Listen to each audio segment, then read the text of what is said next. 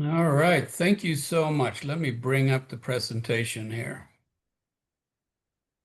Don't do the thing. You don't have to do it, of course. That works. I don't know. All right. Well, thank you all for having me here tonight. Honored to be speaking to you guys, and I'm just going to give a little talk about what the Gulf Coast Bird Observatory, or GCBO, is, what we do, and why we're here, and a little bit of state of conservation on some of our birds as well. Normally I say, hey, just jump up and ask a question, but on the Zoom meeting, I think as was mentioned, I'm happy to answer some questions at the end if you put them in the notes. So hopefully everybody can hear me well, and we're gonna get started here. Let me just move this out of the way. And as you can see, we're been around for 28 years as a nonprofit. We'll talk a little bit more about that as we go. And we have a really simple mission. It's to protect birds and the habitat that they use around the Gulf of Mexico and beyond. We have a purpose of being a reliable science-based partner, and partner is highlighted there because it's very important to us. You guys will see that as we go through the talk as well. And we partner with a lot of different entities, communities, educators, government, industry, and individuals, and a lot of different conservation groups, and you will see a lot of that as you go through here. A lot of times when I give this talk to people that might not be as bird inclined as you are, I give them a pop quiz on those birds on the bottom, but I don't think I need to bother because you'll get them all right. All right, so a little bit on our history. In '93, there was these 8 organizations that are listed below that kind of got together and created a loose group to work together. They were all doing work together, or, well, I should say they're all doing a lot of work on the Upper Texas coast and the Cheniere Plains of Louisiana already. And so they kind of said, well, it would be kind of a good idea to talk more, to collaborate, to do things together. And so they started meeting and kind of doing that. And out of that grew the Gulf Coast Bird Observatory. And you can see there's 2 petroleum companies that were amongst there, and they were funding a lot of that work that was being done. So in September of '97, GCBO had grown out of this little alliance and became its own nonprofit, privately owned 501c3 based in Lake, well, at that time it was based in downtown Houston, in like a little downtown basement office. After a few years, they moved to Lake Jackson, where we are now at our headquarters. Those early years was, GCBO was run maybe for a year, a little over, by a combination of Houston Audubon and Texas Nature Conservancy staff. Before they hired a executive director for the first time, or permanent executive director, which was Cecilia Riley, who was here for a long time. We're located on 34 acres here in Lake Jackson, basically Brazoria, Columbia Bottomland hardwood forest. We have Camp Buffalo Bayou on one side and the Dow Canal on the other, so we're kind of ringed in by a little bit of water.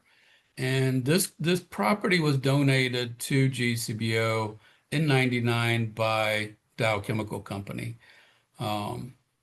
You can see there's some trails there on the map. All the lines are different trails.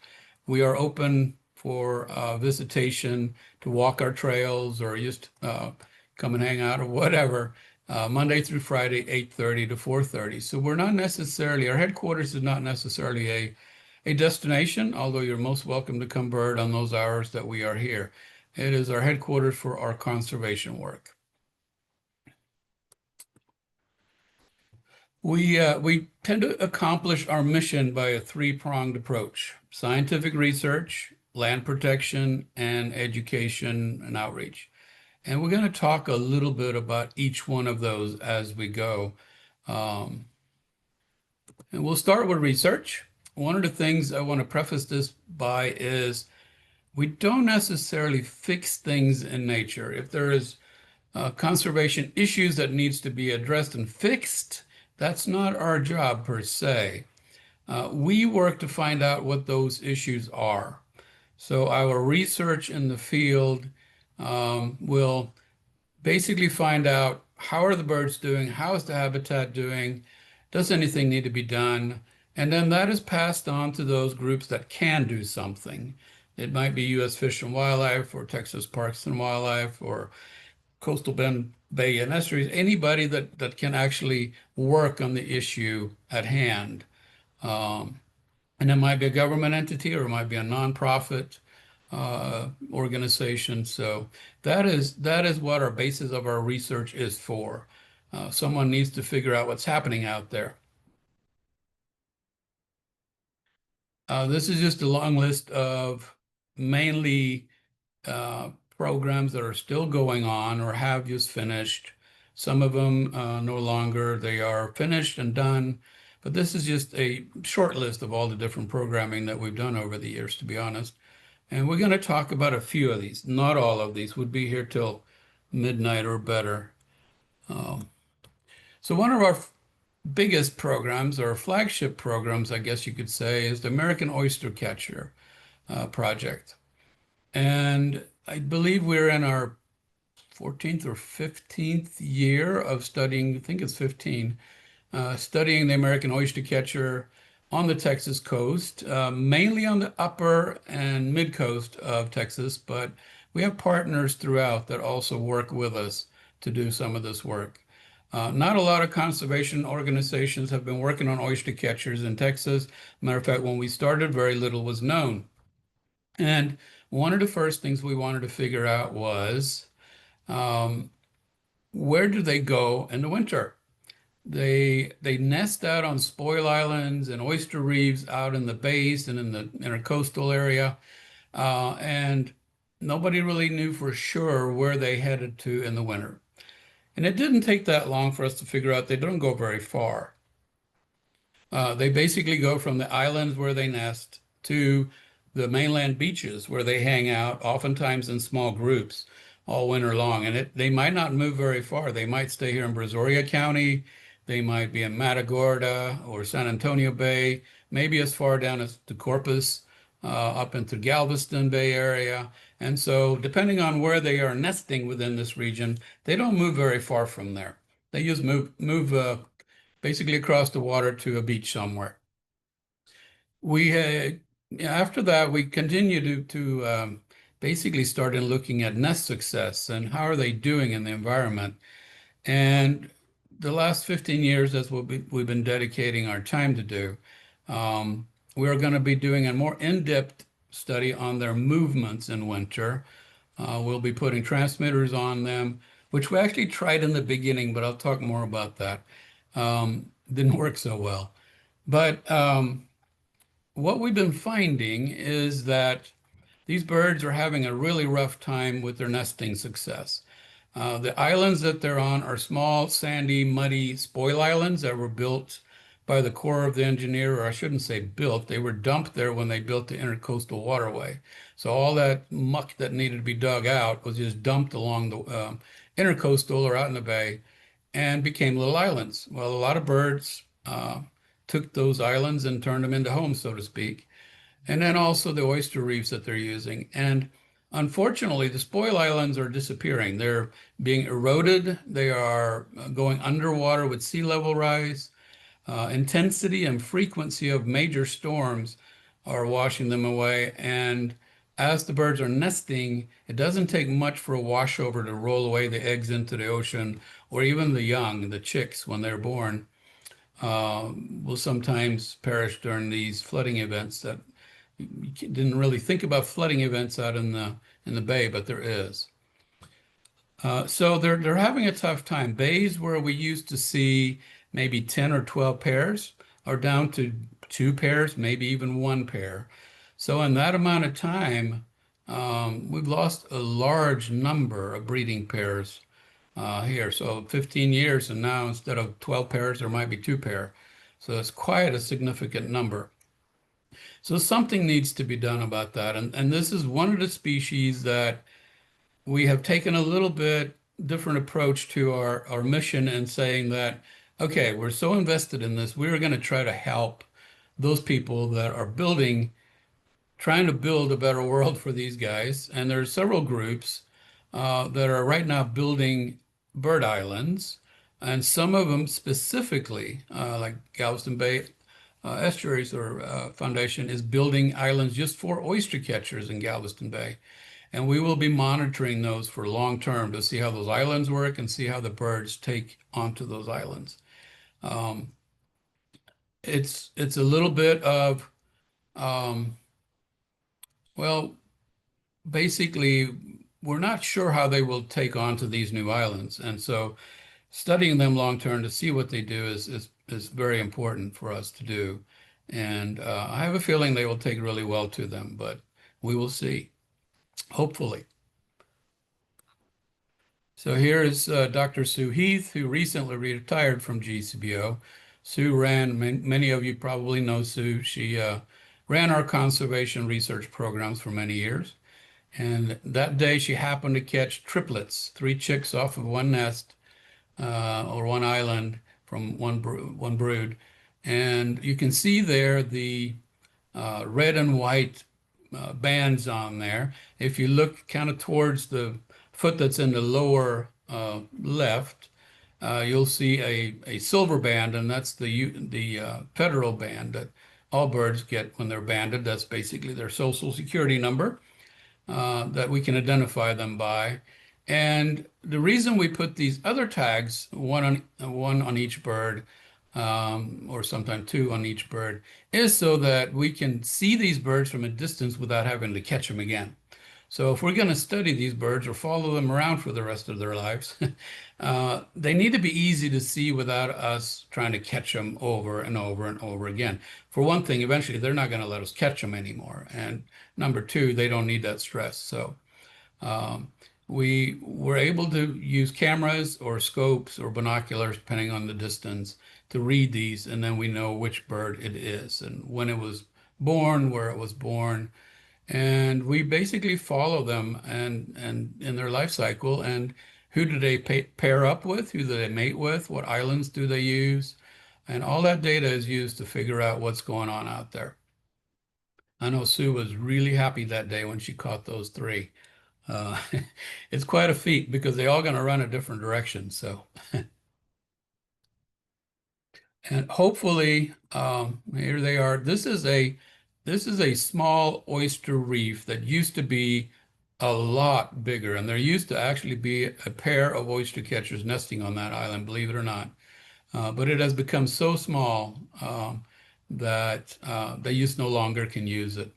But this restoration effort really could be a salvation. We hope that it will go really well. There's more than one group doing this. The problem is it takes anywhere from 5 to 15, maybe more $1 million per island to build. And that's a lot of money to raise. And it also takes a long time to get permitted. Corps of Engineer, and you're working with GLO and Fish and Wildlife and other entities, Parks and Wildlife, to make sure that it's a go. And it can take years to get the permits run through. And so it's not an easy task, but we're hoping that the future will be brighter for these guys. If we don't, we're not going to have any nesting oyster catchers here in Texas before long. The black skimmer is also a species, maybe not listed as threatened or endangered, but it, to us, is a species of concern. This really cool tern with a weirdly funky bill is also having a tough time on the coast. You can see there's a chick underneath the wing there of the skimmer. And that is how they keep those chicks alive during the summer. It is hot out on those islands.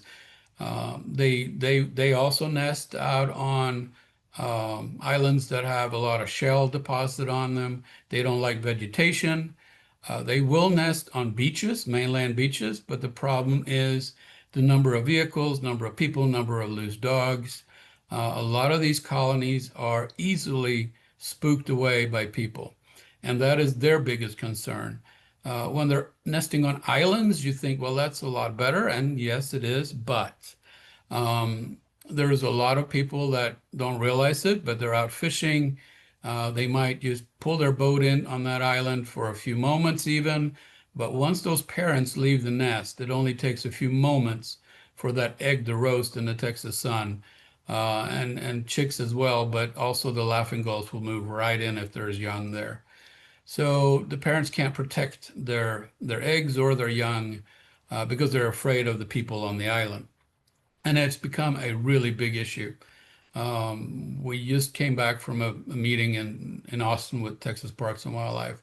And one of the issues we spoke about at length was this: how do we address this? How do we make this a better deal? And we've been working with all our partners, not just us, but on coming up with solutions. And we're finally getting some traction, and it's taken years and years, but I think that, if we can institute some of these ideas that are coming up and some of these ways of protecting these birds, maybe we have a chance, or maybe they have a chance, because they have plummeted a lot in the recent years. You can see here in the photo down in the right, 1973, that was the number of colonies, not number of birds, but number of colonies on the Texas coast. And if you look in the picture on the left, you can see how very few there is left. So there's been a 70% decline in the number of these birds nesting over the last 40 years. And we're only now learning why. And there's a lot of things facing them as an issue, not just humans, but we are probably the biggest cause of this, scaring them off their nest and making them abandon their nesting places. And they're somewhat colonial. They nest in large groups of birds together. So it's easy to scare up a whole colony and have the whole colony collapse just within 30 minutes or less. And this is a bit of a success story. This is actually, believe it or not, in the middle of a Dow chemical plant down in Freeport. In the, I think, early 60s, if I'm not mistaken, a pair of black skimmers showed up in this parking lot, and the parking lot is made of crushed oyster shell. That is how even a lot of the streets were in Lake Jackson way back when. And so these birds thought, hey, look at this is perfect. And they started nesting there. And some employees actually just roped off a little area for them, and they stayed there, and they were successful. And over the years, this colony has grown, and Dow has paid more attention to it. They put up a fence that has electric wire. They treat the ground so that it doesn't have any growth, grass or trees or anything growing up, because the skimmers do not like that. They've also put in water guzzlers, so there's water on the property where they're at. And we're now seeing gull-billed terns, least terns, and a few other species showing up nesting in the vicinity or even in this lot. So it's been going on for a long time. This year was a good year for them. We had about 1,800 pair of skimmers nesting, and it's really one of the biggest colonies of skimmers on the Gulf Coast here. So not just here in Texas, but the whole Gulf Coast.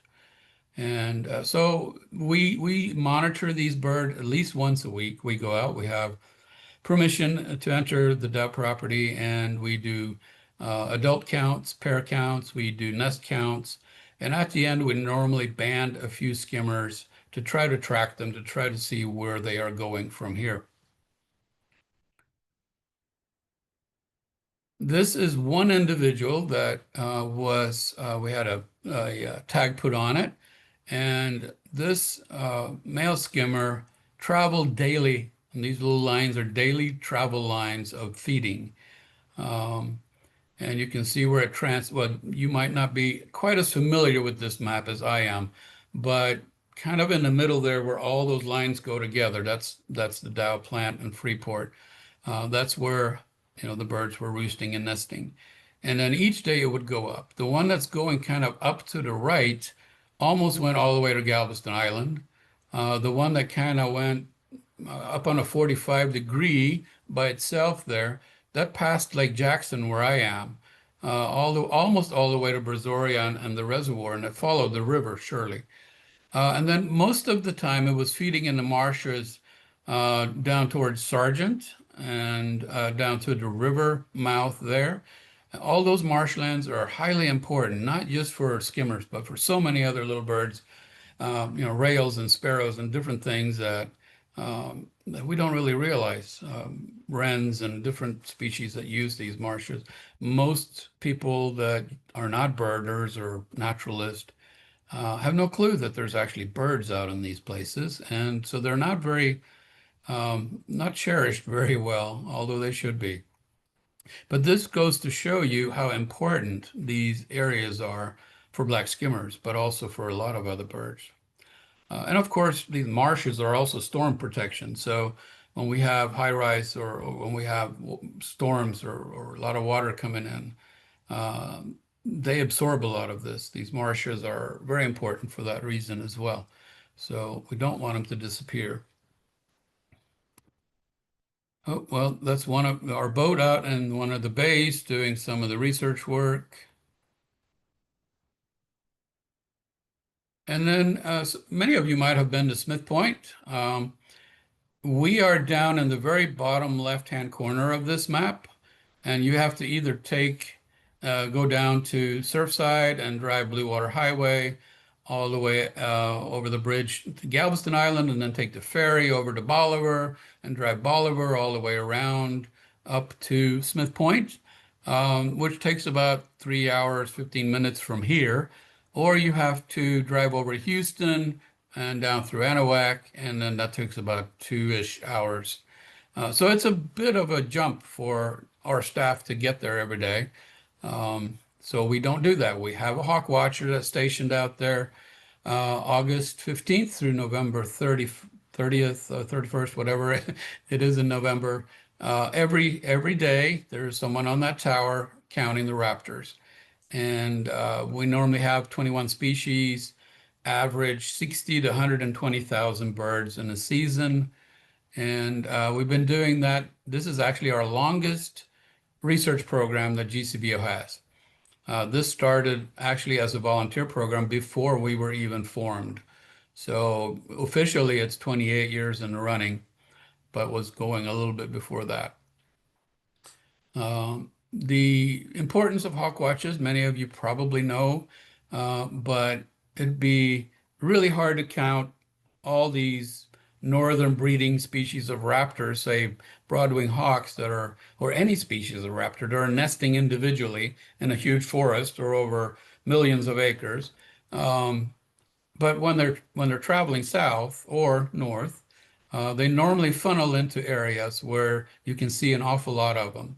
And you might not get a perfect number of birds alive, but you will get an idea of what's happening with the population. So from year to year, you're going to have numbers, and 1 year that's not going to show you much of anything. 5 years will give you a little bit. 28 years shows you a perfect amount of data that will really show what's happening with the population. Are they going up? Are they going down? Are they holding steady? And so that is the way that we can, with a lot of other hawk watches across all of North America and Central and even South America, all that data combined really gives you a good idea of the health of a raptor species. And that's mainly the reason for it. I'll give you a good, a way to see how that works. And that's, I believe it was back in the early 80s, Swainson's hawks were plummeting at a lot of these hawk watches. Their numbers were going way down and fairly rapidly.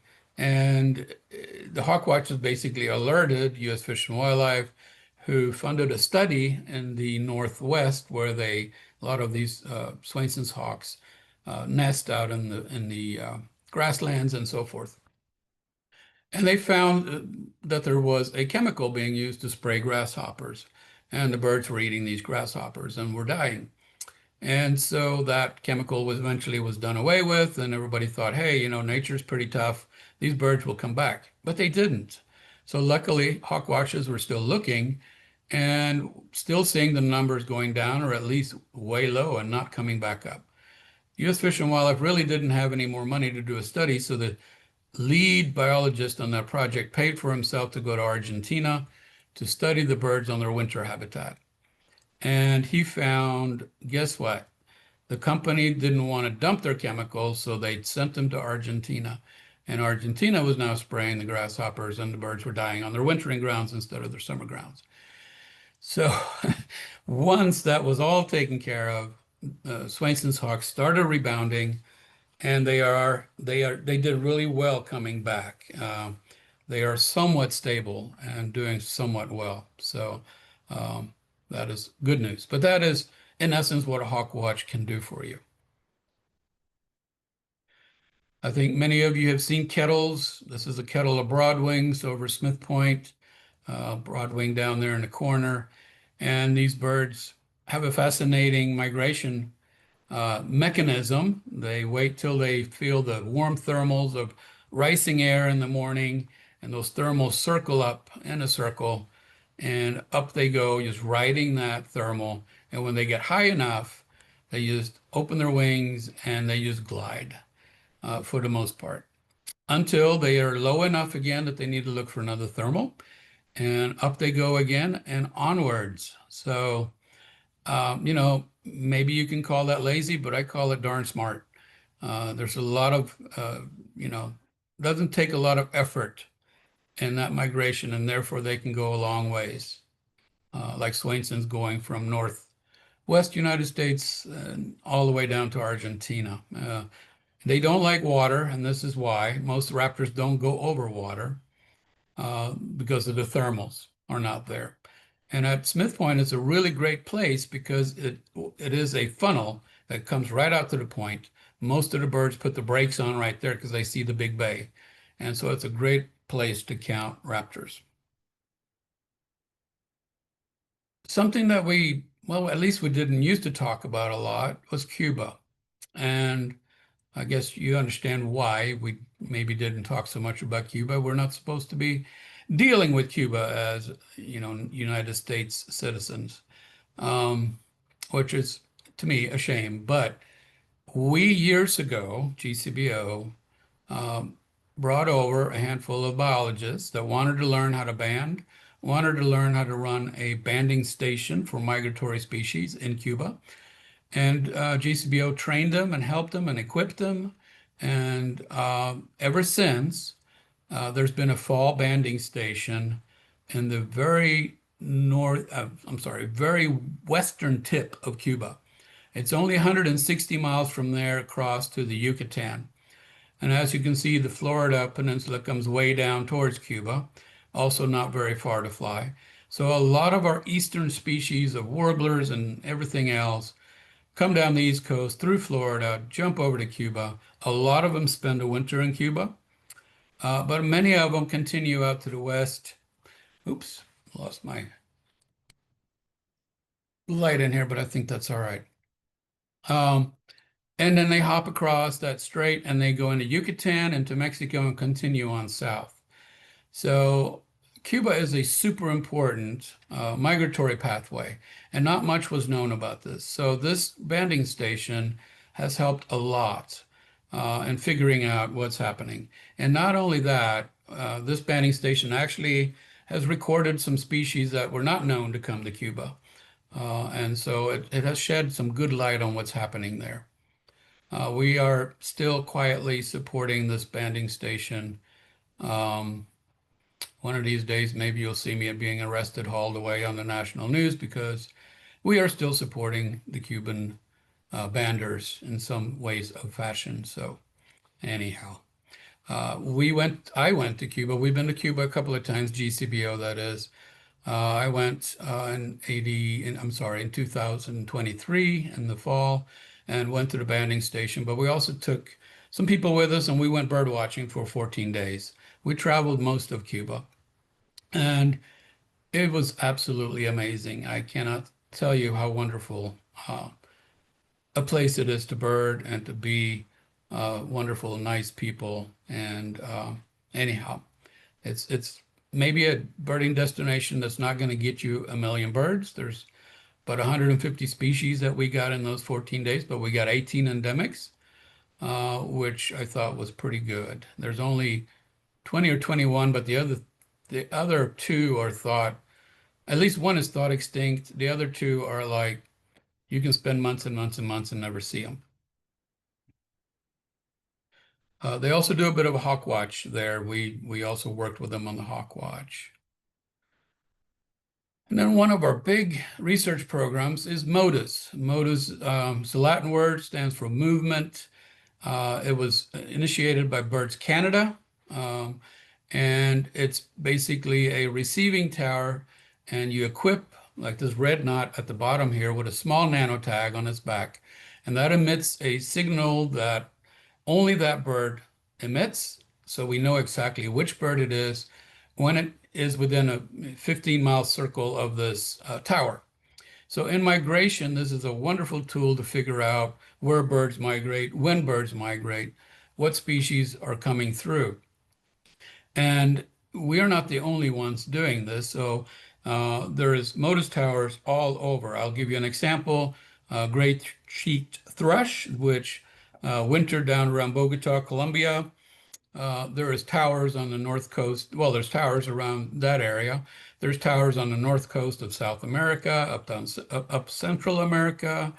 There's towers in the Yucatan. There's towers all along the Texas coast, and on until they get into the northwest corner of North America and Canada, where they nest. So now we have a fairly perfect way of a route of knowing where they migrate and when they migrate, which is super important because we can basically conserve all the habitat in Colombia and all the habitat in Canada. But unless we know where they go during migration, and people can also preserve that habitat, the stopover sites that are so important, it would be very hard without knowing where they're going to be or where they've gone. So this project's been going on for quite a few years. We have 15 towers that are on the Texas coast. They stretch almost all the way to Louisiana and then down to Corpus. So they basically blanket the whole Texas upper and mid and central coast. The only thing they don't cover is southern Texas or past Corpus. And this gives us a really good idea of these birds coming and going. And I was going to throw in some new slides, and I'm sorry I didn't get to, but it basically shows the number of species that these towers have been detecting. And so far, we've detected 53 different species and a lot of birds and some surprises that we didn't quite expect to pick up. One or two of those surprises might be a glitch in the technology because I don't think there's too many growls traveling over the Gulf of Mexico. But hey, you never know. Maybe you can get one of those on your Gulf Coast list. Anyhow, so these towers are super important. It's a really cool project, and we're getting a lot of data for them. The problem is keeping them running. It's a lot of upkeep, number of storms we have here, the corrosion of the salt water, the winds. So it's a constant upkeep for us to keep these up. A lot of these are placed on partners' properties, which is wonderful because we have access and we can get in there and do things, and we appreciate all those partners. Another project that just ended is a loggerhead shrike project, and we were trying to find out a couple of things. We know that there is loggerhead shrikes nesting here on the Texas coast. We know, well, we think, but we're pretty sure that we know that in the winter, a lot of more loggerhead shrikes show up on the coast or in Texas than they are in the summer. So there's obviously birds wintering here. If you look at any data, even eBird data and so forth, there's more birds here in the winter than there is in the summer. So we were trying to figure out, we were actually asked to figure out by other researchers, especially on the East Coast, where did these birds come from that come here in the winter? And number two, how do they do? How do they interact with the local population? Is there enough good habitat for the wintering birds to thrive alongside the permanent birds? And not necessarily an easy task, but we set out to do it. We did a pilot study for one winter, and then we did 3 winters in a row of tracking loggerhead shrikes on the upper Texas coast.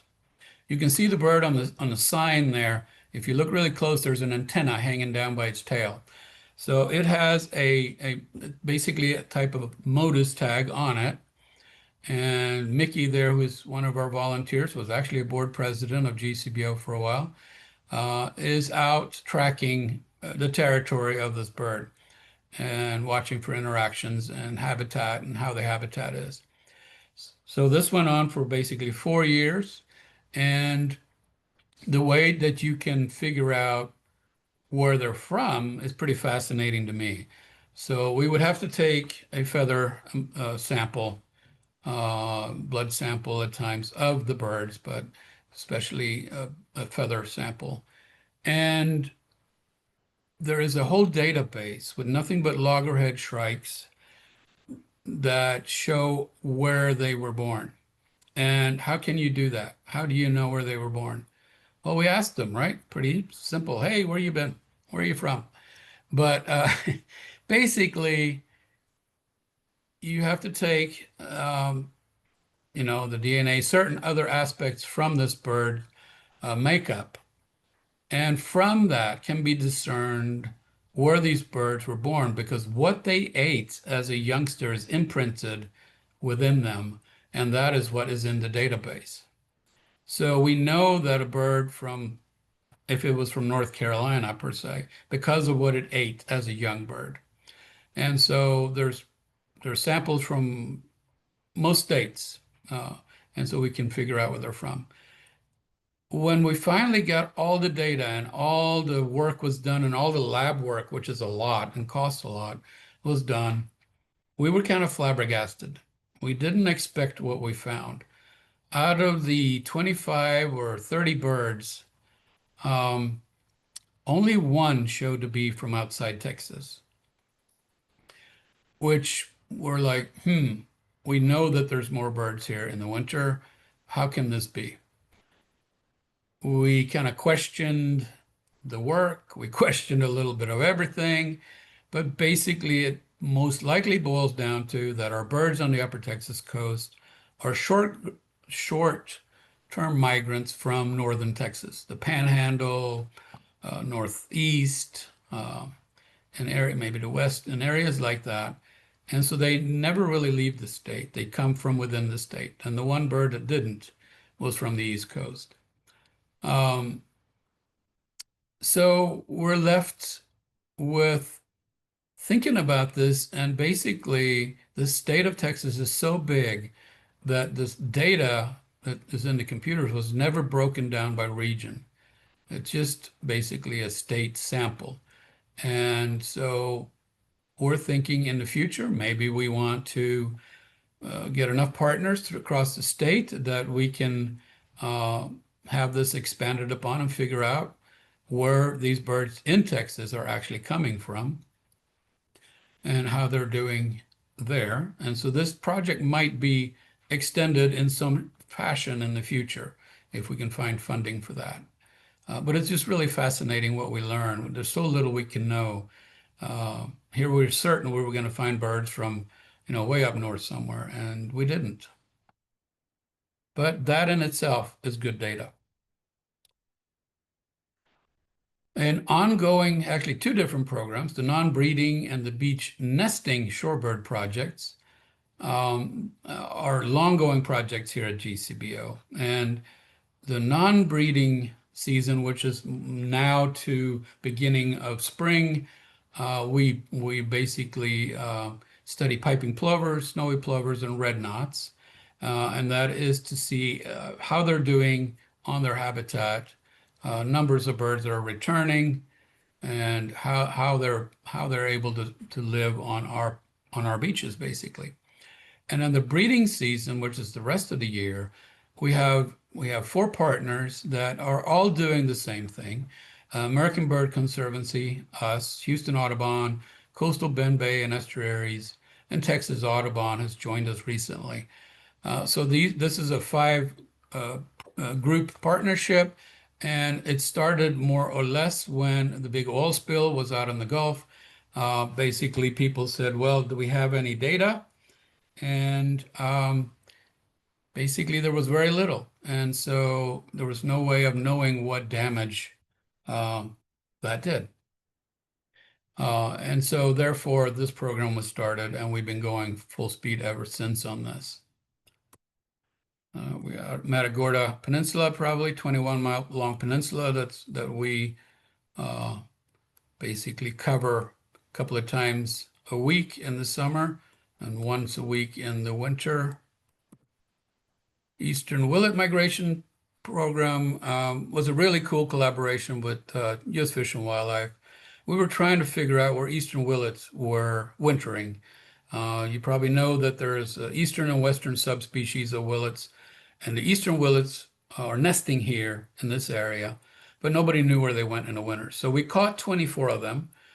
We tagged them with geolocators, which geolocators are great, but they're also a bit of work because you have to catch the bird again to retrieve the data from the geolocator of where the bird's been.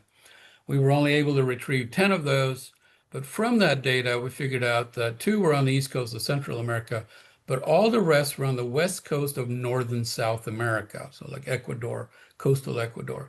This is super important to know, once again, where they winter for that purpose of preserving that. And I think I'm running a little slow here, it looks like, so I'm going to speed up. You know all about migration, you know about circumgulf and transgulf migration. Right now, there's a lot of circumgulf migration going on, not so much trans, which happens more in the spring when they're in a hurry. The males want to get north, and the females wants to get there for the territory.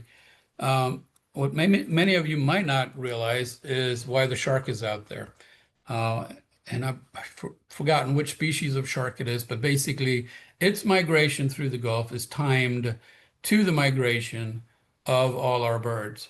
And there's a lot of birds that fall into the ocean out there during migration because of rainstorms or heavy wind, late cold fronts or all sorts of different storm type of activity.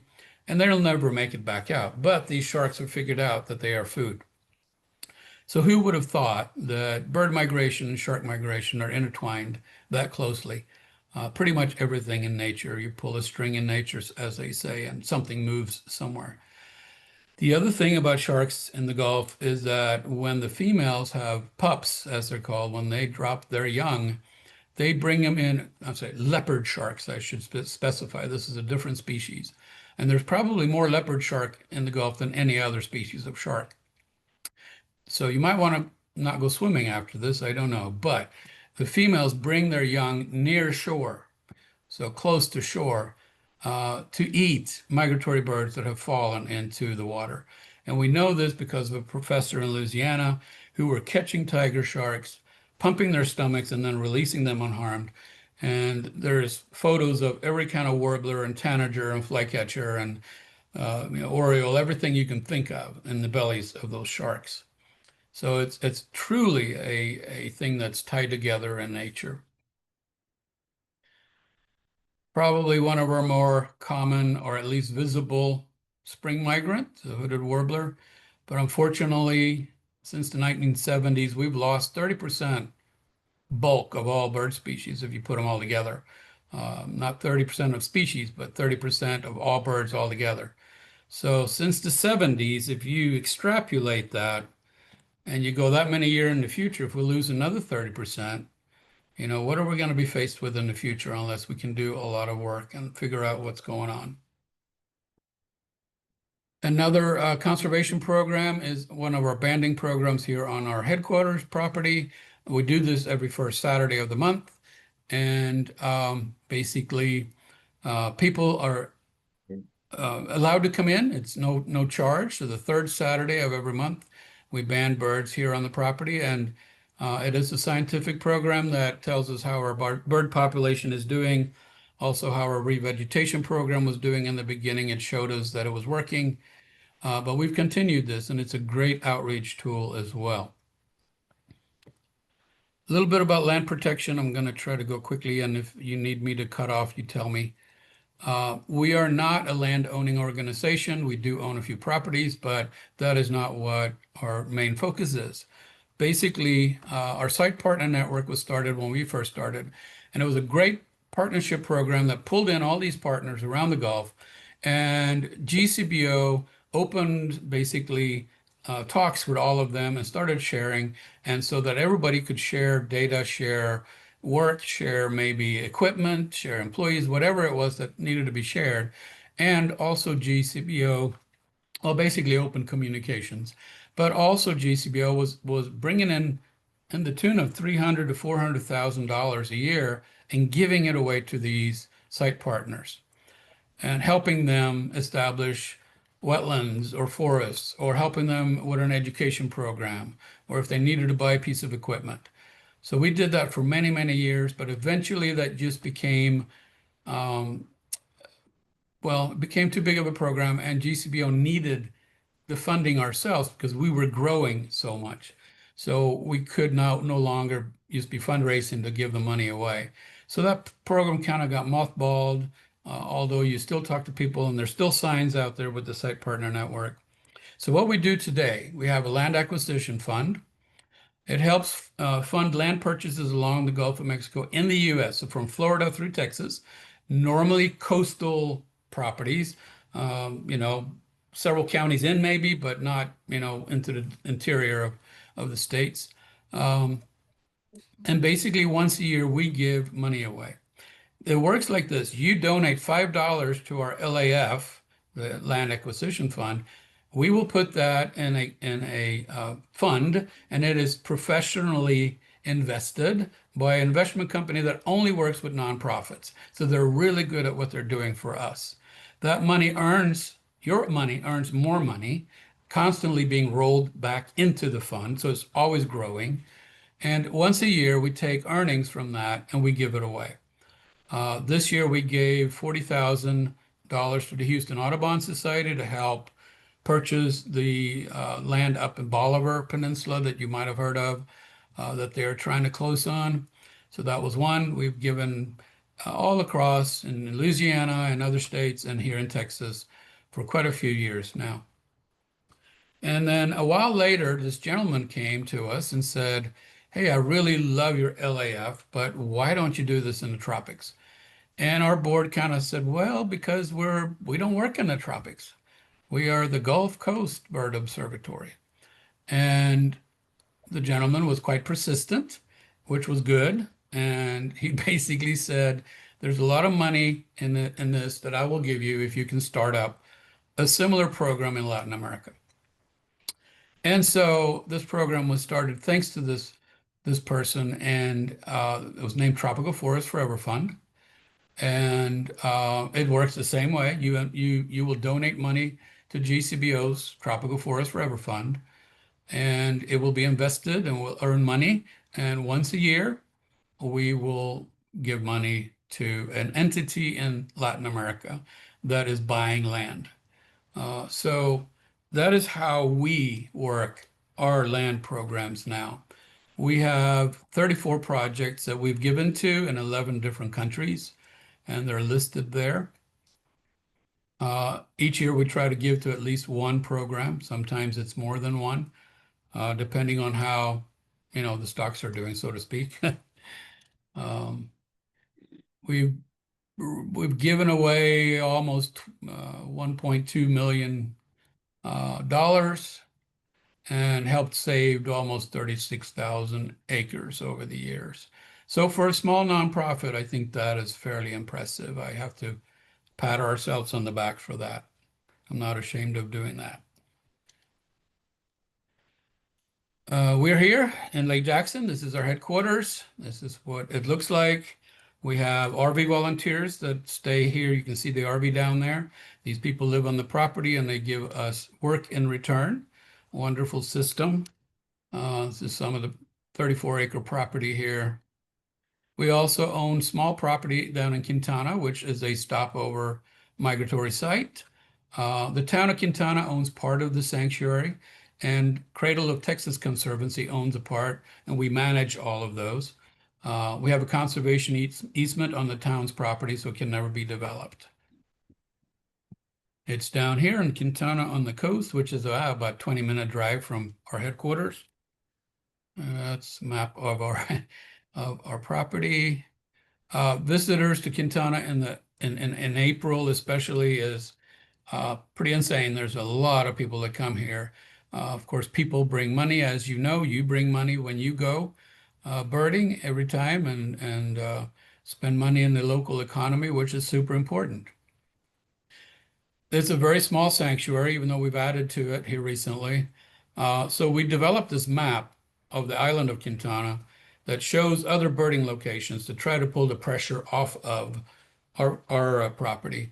But we've also opened up new trails in certain areas and added some property that was donated to us. This is where one of our Modus towers is.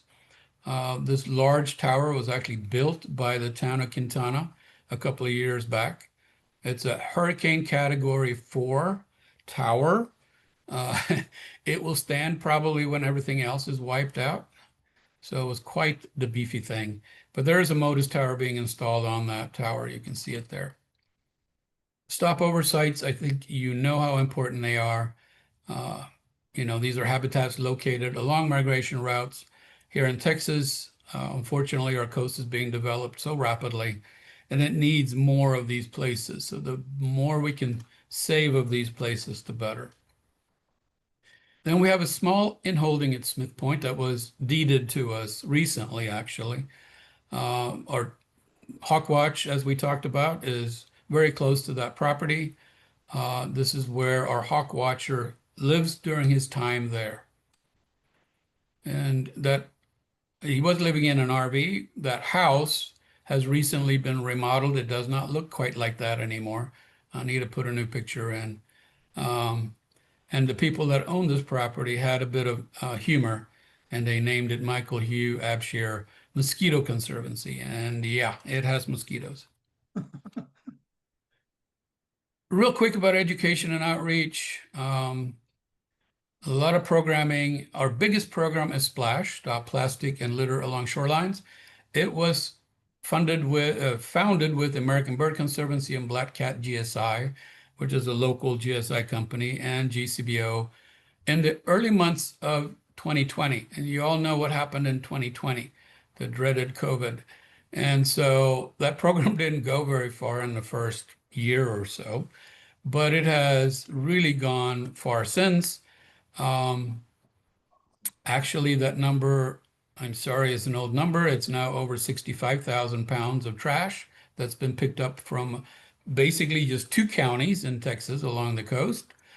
We hope to expand that program into other counties eventually. But it does not only just pick up trash. It rescues injured birds that are tangled in fishing line. We have special fishing line only cleanups at really, like Texas City Dike, which is such a great birding spot, but is so heavily fished with so much fishing line that all we do all day is just spend picking up fishing line, which is sadly needed. So it has become a really huge program. A lot of partners now, a lot of people that come out and help. Tens of thousands of volunteers have helped with this, and I mean tens of thousands of volunteers over the years. And the other thing that we're hoping to do eventually is when we do some cleanup, sometimes we do grids. So we grid out a beach and we pick up all the items in a certain grid, and then we separate them. The types of plastics, what type of plastic, what was it from, what was it used? Can we tell where it came from? And eventually all that data, by the way, is going into the database. Eventually we hope that we can take that data and figure out maybe where the trash is coming from, who made the trash, or who put it together, like a bottle company, et cetera, and not necessarily to try to shut them down, but to try to at least get them to partner up with us to help clean up after. the use of this plastic. A lot of our trash in Texas comes from other countries. Because of the Gulf Stream, we are the dumping grounds of the Gulf. So a lot of these floating debris lands right here on the upper or central coast of Texas. It's just the way it is. So a lot of trash is not left from Texans or visiting people. There's obviously quite a bit of that. There's some from boats, but most of it floats in from other places. And believe it or not, but we have bottle caps that come from Dallas, Texas, down the rivers, wash into the Gulf, come back on the beach here. And so it's all tied together. We have our website. You're welcome to check that out. We have videos on YouTube and Facebook Live events. We have an online store, which we might be expanding soon. We also had, during COVID, we created actually Celeste in the orange shirt down there, interviewing Sue Heath, started bird school during COVID. And it was so that parents at home that was schooling at home during COVID could teach their kids about science. And we had a lot of parents reach out and say, we love this. This is so cool. It's still on the website, but not being used, of course, because very few people are homeschooling compared to during COVID. But it was a big success. We have a kids' summer camp. Kids love it. They get to learn about ecology and birds and the environment and everything else. One day they go to the beach and learn about beach environment. Another day they go to a local bird rehab facility to learn about all the dangers of birds and how they can help, and a lot of other things. And then right now, and you can still come down Saturday, this coming Saturday, we have our Extreme Hummingbird Extravaganza. And have you noticed our names are always long and weird? XHX, Tropical Forest Forever Fund. I don't know, before my time, but they really like long names. So this is a really cool event, normally about 1,300 people, 2-weekend event. We do banding of hummingbirds. You can adopt a hummingbird. No, you don't get to take it home, but you do get to release it possibly, and you will get a certificate with the banding number on it. And if that bird is ever caught anywhere else, you'll get an email saying that, hey, your bird is in the Yucatan or in Chicago. We have a lot of other events during this day. There is all sorts of other nonprofits here. The Friends bring alligators and turtles and snakes, and Sea Center brings a touch tank with fish and crabs and all sorts of other things. Really cool event, a lot of fun. It goes from 8 to 12 on those 2 Saturdays. So come early if you want to see birds, because the hummers tend to thin out around mid-morning. So how can you help?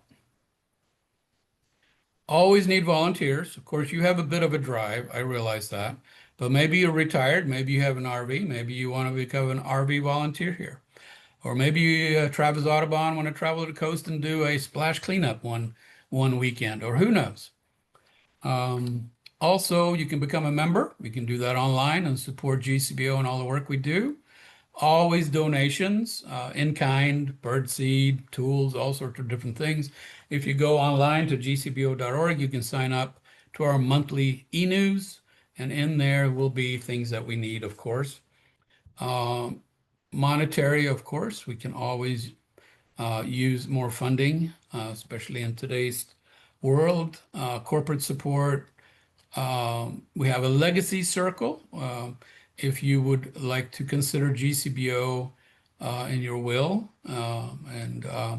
We have quite a few people that have joined that legacy circle, and creates a better future for birds in the future in your name. Brew on the Bayou, the last Saturday in March every year, is our biggest fundraiser. It is fun. I mean, there is brew tents, there's wine tents, there's even hard liquor tents. You get tickets and you get a little taste of each, or whatever you want. There is pontoon boats on the bayou. There's a raptor show. We have live music, really good live music, and we have food trucks. And we have that pontoon boat on the river. And, alcohol, boats, what can go wrong, right? Live raptors, hey, that's great. But there is the biggest silent auction that you have probably attended. That big pavilion out there last year had over 300 items. And so there is a $25 entry fee, but a lot of the money comes from that silent auction. And so it's a really fun event. I encourage you to make it down. We have our experience auction in November, and I'm really happy that we can cooperate this year, and we each have an item from each group on your auction and our auction. We're trading items, so to speak, which is really cool. I appreciate that very much. And we have about 40 some experiences in this auction. There's no items such as a pair of binoculars. These are all either trips or go out with one of our biologists and catch an oyster catcher or travel somewhere, kayaking, photo lessons. It goes on and on and on. It's a very diverse list of things that you can bid on. Hummingbird banding, private banding sessions, all sorts of fun things. And that is mid-November to the beginning of December, so look for that. And then we also have birding trips. I know you guys have birding trips too. So if you ever find that you'd like to come on a GCBO birding trip, you can hop on our website and see what we offer. Right now, I don't have all the 2026 trips up yet. We have a trip to Washington that's to be added, Washington State that is, and another Mexico trip to be added as well. We go to a lot of different places, many that you probably have gone to as well. But we go to Cuba every once in a while, and I'm working on another Cuba trip in the future. Cuba right now is a really tough place because they have no fuel, they have no oil, and so they can't produce fuel, they can't produce electricity, and they save some of this for tourists, but it's still a tough place, and it's a really tough place to be if you live in Cuba. The people are suffering greatly. Most people aren't aware of this, but there is no electricity in the home except for maybe an hour or two every day. There's no way of freezing your meat, keeping food. The stores don't have any food. There's no fuel to run generators, so cell phone towers are going down in towns. There's no communication. There's no water because the water plants can't run without the electric, and so on. So anyhow, that's my presentation for the birds. And that's our little slogan there. So thank you all for listening, and thank you because I know you are part of the solution, not the problem. And I appreciate that very much. Thank you. Martin, thank you so much for such great presentation about all of the research work and conservation efforts from the Gulf Coast Bird Observatory. We do have about 5 minutes left in our time for questions. We do already have a couple up in chat that we'll start with. First from Anna Stalkup, she'd seen a banded skimmer a few days ago in Corpus, and she was wondering if there was a point of contact for the skimmer study. She mentioned that she'd also be submitting some photos to the National Banding website. Yeah, great question, and thank you. So the Coastal Bend Bay and Estuaries group outside Corpus also do skimmer work. So it's likely that it's one of their banded birds and not one of ours, but it could be. They do move. We had a skimmer from Louisiana here a while back, so you never know. I don't know if you have the number, if you were able to read the actual number in your photo, then you can obviously go to the National Banding Lab and turn in that number. Otherwise, you can send some information just to info@gcbo.org, and it will go to our main info box, and from there it'll go to Rebecca, and she'll take a peek at it. So info@gcbo.org. Great. Another question we had, can you adopt a hummingbird remotely? Well, why not? Yeah, I guess I should say yes and no. The people that come early in the morning and stand in line to adopt hummingbirds, it's probably not fair to them. But there might be another opportunity at a different banding event where we might be able to do that. Once again, if you're interested, you could send an email to that same email and we could maybe work something out. but probably not for the XHX event because people drive here long distances to get here early to adopt a hummingbird. Well, great. While we're waiting for other questions in chat, I've got one for you, Martin.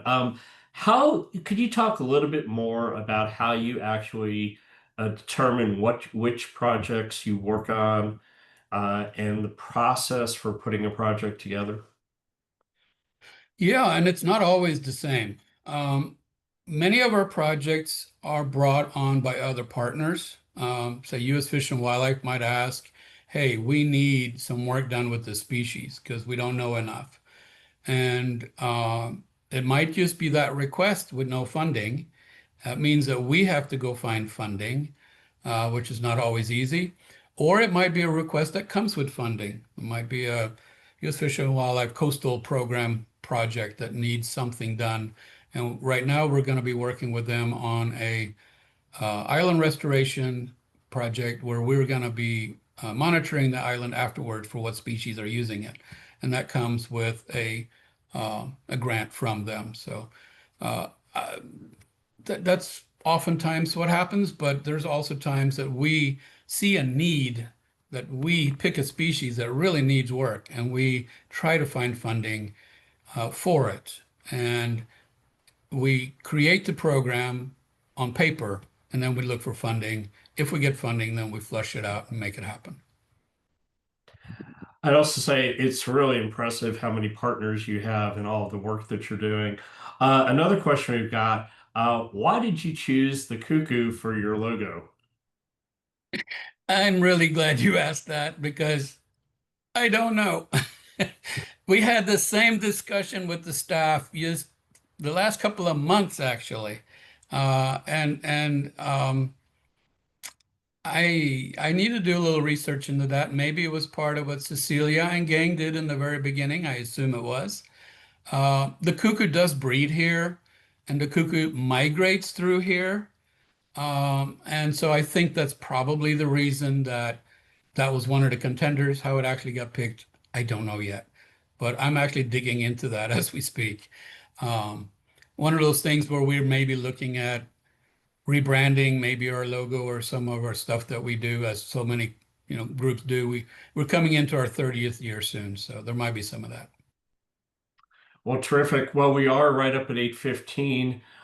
Thank you again, Martin, for taking time to share all this great information with us.